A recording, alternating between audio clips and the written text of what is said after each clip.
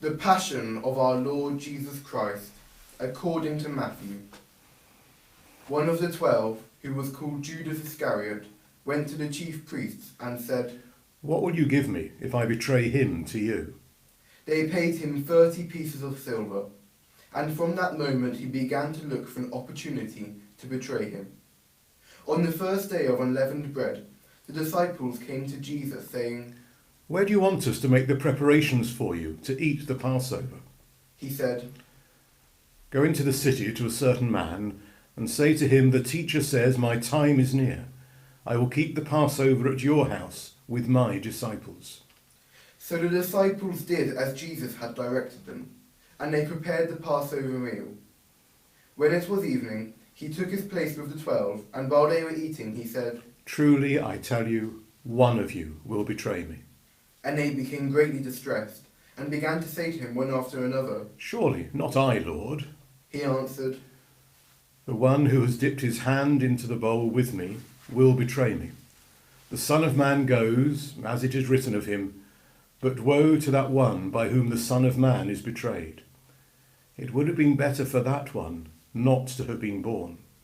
Judas, who betrayed him, said, "Surely not I, Rabbi."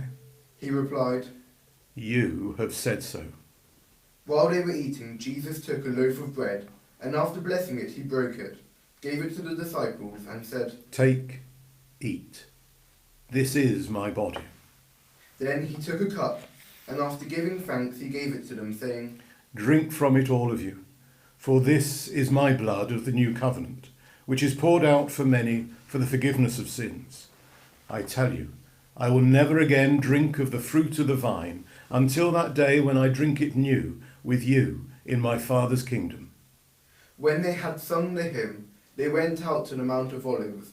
Then Jesus said to them, "You will all become deserters because of me this night. For it is written, I will strike the shepherd, and the sheep of the flock will be scattered.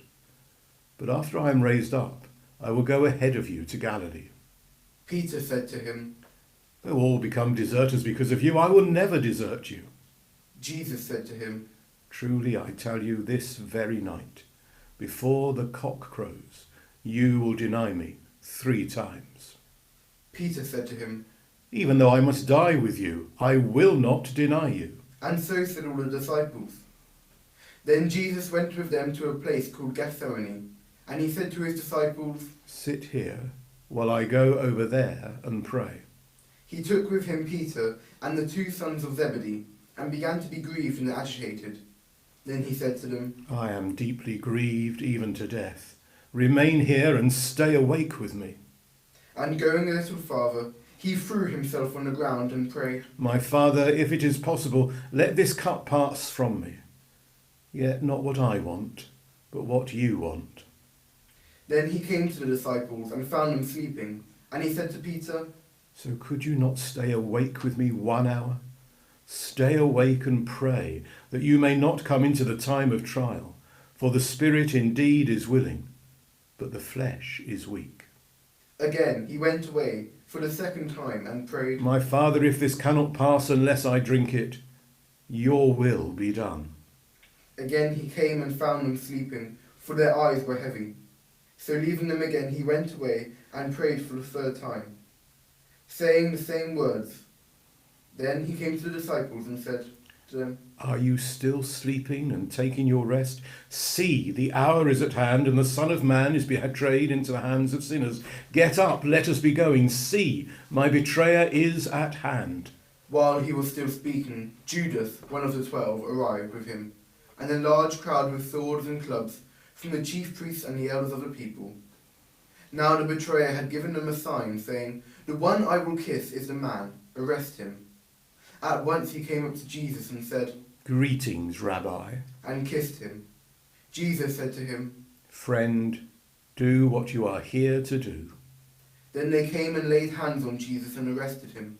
Suddenly, one of those with Jesus put his hand on his sword, drew it, and struck the slave of the high priest, cutting off his ear. Then Jesus said to him, "Put your sword back into its place, for all who take the sword will perish by the sword. Do you think that I cannot appeal to my Father, and he will at once send more than 12 legions of angels? But how then would the scriptures be fulfilled, which say it must happen in this way? At that hour, Jesus said to the crowds, Have you come out with swords and clubs to arrest me, as though I were a bandit? Day after day I sat in the temple teaching, and you did not arrest me. But all this has taken place, so that the scriptures of the prophets may be fulfilled. Then all the disciples deserted him and fled. Those who had arrested Jesus took him to Caiaphas, the high priest, in whose house the scribes and the elders had gathered. But Peter was following him at a distance, as far as the courtyard of the high priest, and going inside. He sat with the guards in order to see how this would end. Now, the chief priests and the whole council were looking for false testimony against Jesus, so that they might put him to death. But they found none, though many false witnesses came forward.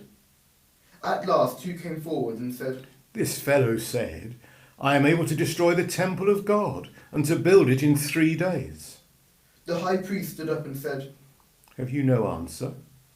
What is it that they testify against you? But Jesus was silent. Then the high priest said to him, I put you under oath before the living God.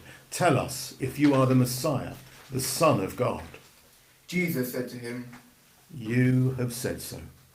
But I tell you, from now on you will see the Son of Man seated at the right hand of power and coming on the clouds of heaven. Then the high priest tore his clothes and said, He has blasphemed. Why do we still need witnesses? You have now heard his blasphemy. What is your verdict? They answered, He deserves death. Then they spat in his face and struck him, and some slapped him, saying, Prophesy to us, you Messiah. Who is it that struck you? Now Peter was sitting out in the courtyard. A servant girl came to him and said, You also were with Jesus the Galilean? but he denied it before all of them, saying, I do not know what you are talking about. When he went out to the porch, another servant girl saw him, and she said to the bystanders, This man was with Jesus of Nazareth. Again he denied it with an oath. I do not know the man. After a little while, the bystanders came up and said to Peter, Certainly, you are also one of them, for your accent betrays you. Then he began to curse, and he swore an oath. I do not know the man. At that moment the cock crowed. Then Peter remembered what Jesus had said, Before the cock crows you will deny me 3 times. And he went out and wept bitterly. When the morning came, all the chief priests and the elders of the people conferred together against Jesus in order to bring about his death. They bound him, led him away, and handed him over to Pilate the governor. When Judas, his betrayer, saw that Jesus was condemned, he repented and brought back the 30 pieces of silver to the chief priests and the elders. He said, I have sinned by betraying innocent blood. But they said, What is that to us? See to it yourself. Throwing down the pieces of silver in the temple, he departed, and he went and hanged himself. But the chief priests, taking the pieces of silver, said, It is not lawful to put them into the treasury, since they are blood money. After conferring together, they used them to buy the potter's field as a place to bury foreigners. For this reason that field has been called the field of blood to this day. Then was fulfilled what had been spoken through the prophet Jeremiah. And they took the 30 pieces of silver, the price of the one on whom a price had been set, on whom some of the people of Israel had set a price, and they gave them for the potter's field, as the Lord commanded me. Now Jesus stood before the governor, and the governor asked him, Are you the king of the Jews? Jesus said, You say so. But when he was accused by the chief priests and elders, he did not answer. Then Pilate said to him, Do you not hear how many accusations they make against you? But he gave him no answer, not even a single charge, so the governor was greatly amazed. Now, at the festival, the governor was accustomed to release a prisoner for the crowd, anyone whom they wanted. At that time they had a notorious prisoner, called Jesus Barabbas. So after they had gathered, Pilate said to them, Whom do you want me to release for you, Barabbas or Jesus who is called the Messiah? For he realized that it was out of jealousy that they had handed him over. While he was sitting on the judgment seat, his wife sent word to him, Have nothing to do with that innocent man, for today I have suffered a great deal because of a dream about him. Now the chief priests and the elders persuaded the crowds to ask for Barabbas and to have Jesus killed. The governor again said to them, Which of the two do you want me to release for you? and they said, Barabbas! Pilate said to them. Then what should I do with Jesus, who All is of called Messiah? All of them said. Let him be crucified. Then he asked, Why? What evil has he done? but they shouted all the more. Let him be crucified. So when Pilate saw that he could do nothing, but rather that a riot was beginning, he took some water and washed his hands before the crowd, saying, I am innocent of this man's blood. See to it yourselves. Then the people as a whole answered. His blood be on us and on our children. So he released Barabbas for them, and after flogging Jesus, he handed him over to be crucified. Then the soldiers of the governor took Jesus into the governor's headquarters, and they gathered the whole cohort around him. They stripped him and put a scarlet robe on him, and after twisting some thorns into a crown, they put it on his head. They put a reed in his right hand and knelt before him, and mocked him, saying, Hail, King of the Jews.